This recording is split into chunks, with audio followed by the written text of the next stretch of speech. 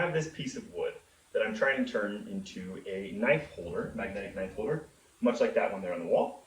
However, this one is cupped. You can probably see it a little bit there. I'll get another shot to show you just how severe it is. But that's not good, because that means it won't be able to rest flat on the wall for my brother who I'm making this for. So I need to bend it back the other way, but with wood you can't just bend it back, right? You have to steam it, get it really hot and wet, and bend it back and then press it flat once it's steamed. So I tried doing this with just a pot of water on the stove and letting this thing basically sit on top. As you can imagine, that didn't work. It was worth a shot. So I had to create a small steam box in order to keep the steam concentrated around the piece of wood for a longer period of time. I don't often need to steam pieces of wood, so this is going to be a kind of purpose-built steam box. And so let's get started. I had these pieces of wood, which are probably around the right size. However, they were old decking pieces, so I don't really want that kind of steaming into the knife holder, right? Because that kind of has to be food safe. So I'm gonna go with some untreated wood here instead that I'm just gonna have to do a little more work to make right. I'm just using my orbital sander to get off some of the dirt and debris that this wood has accumulated from sitting outside for a while. You were born in the dark. Wait, I was born in the darkness. One of us was born in the darkness.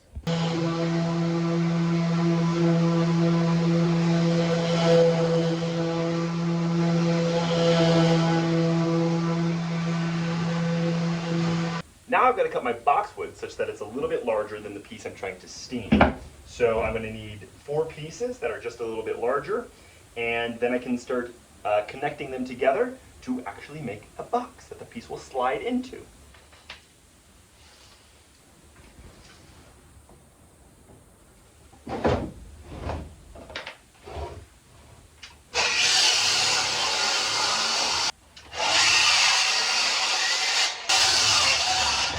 Okay, now we've got our box. Our last piece is just going to go on top there, and our piece of wood that we want to steam can go right in the middle.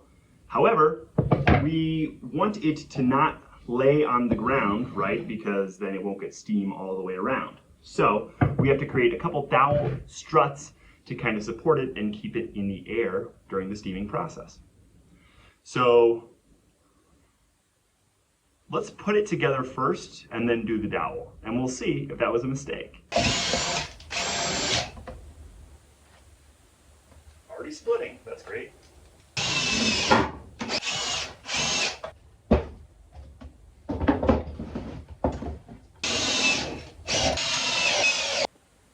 The box is finished. So my knife holder is going to sit on some dowels here. The dowels need to go through the side, maybe just a little bit up from the bottom so that they're holding it off the bottom. And I probably only need 2 because this is such a small piece of wood. So it should be pretty easy. Just find the right bit that matches this dowel and drill some holes.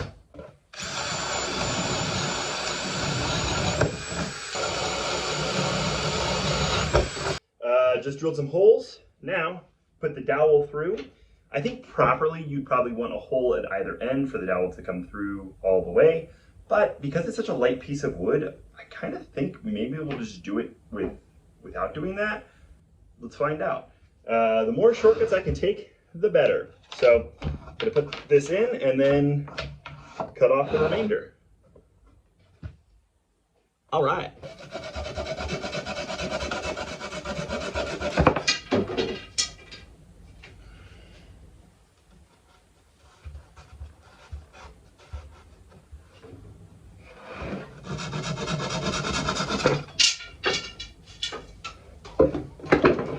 Now, the dowels will allow the piece of wood to slide in from the back and sit off the ground as it's getting steamed. But wait, I hear you say, there's big holes on the end. Don't worry, I'm gonna close them. I also need to make a big hole right here in the middle for the steam to get in, and then outlets on the other side for the steam to escape so I don't make a pressure cooker. So I'll do all of that now. Wood split. Probably should pre-drill holes, but it's sealed off the end, so I have learned nothing. I want to be able to put the piece in, and I want to be able to take it out as well. So I'm going to attach one screw on this side so I can fold it up and down rather than try to make a gateway or something. Again, since this is just a single, if I was doing this for many pieces of wood, I'd be a little bit more methodical in my approach, but it's a slapdash project, so.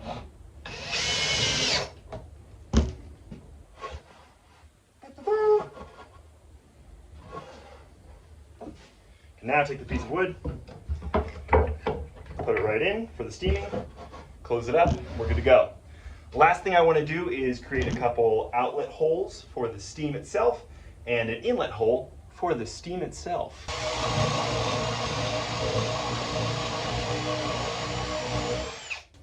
I'm going to do a couple smaller ones on the other side here. I actually don't know how big these holes should be, but figure it out.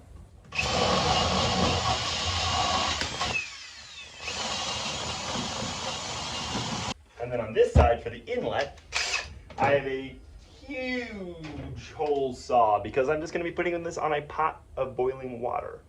So hopefully as much inlet of steam as we can handle.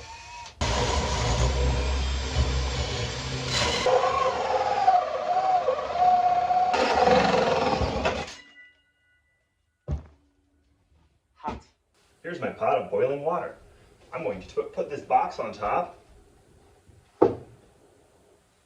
Make sure my hole's lined up. And now, I'm going to put my piece of wood in. Then we wait like an hour, and we'll see what happens.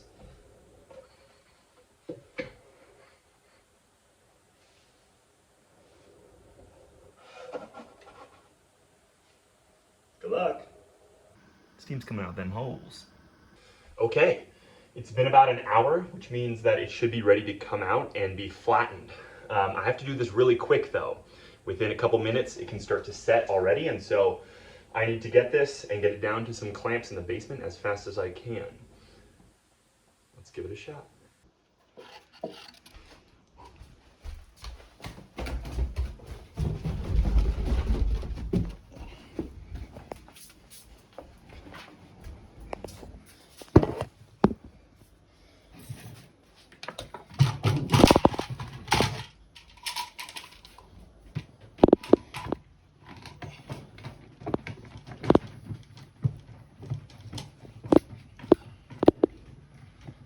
Right, it is now clamped in place.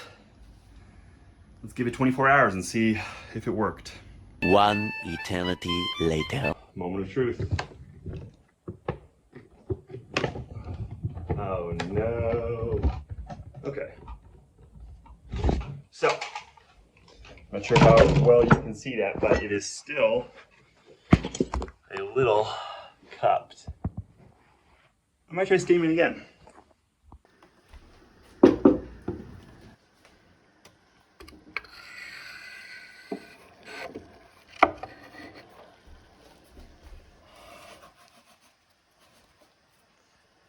So I've sealed my 1/2 inch hole, made a 1/4 inch hole, plugged one of the other 1/4 inch holes. So I have 1/4 inch hole on either side, and then there was steam getting out here, so I just used a little shim to plug it up. So hopefully there's more steam in there. I'm gonna give it just a little more time and we'll see.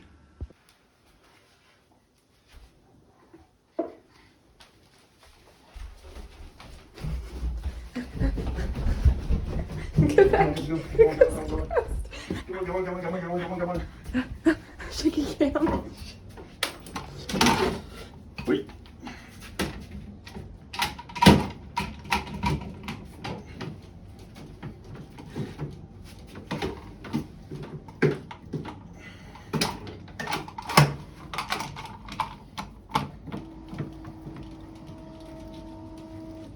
All right, now we wait another 24 hours and see if steam bend number 2 did the job.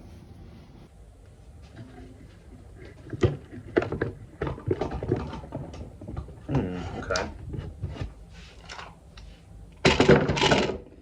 There is still just the slightest amount of bend. It should be able to lay flat now. So I call that mission accomplished.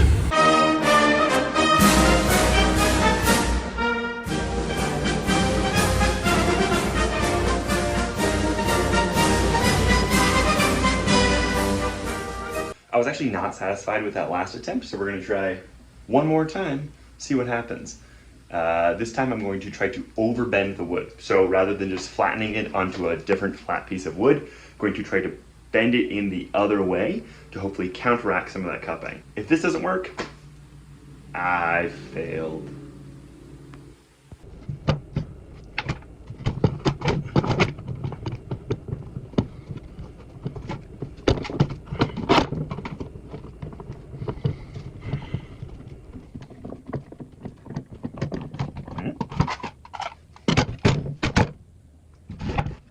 Well, isn't this an outcome? It's now bent the other way. You gotta be kidding me. So I just reversed it and pressed down a little bit the other way just to see if I could provide just enough pressure to undo some of the overbending that I did. And I just release it, and I didn't get it on film, I'm sorry. But the board is now basically completely flat. I call that a success. It was a long time to get to success, but you got to see the whole thing. And that's what really matters. You might be wondering kind of what comes next. I might make a video about it. So essentially what I'm going to do is flatten this down even more, smooth it out, round these edges a little bit, and then I'm going to sink some magnets, specifically these magnets, into the back of this. And so that when you put a knife on it, it'll stick on the wall and be a great knife holder. So I won't include that in this video, but maybe an upcoming one. Stay tuned for more.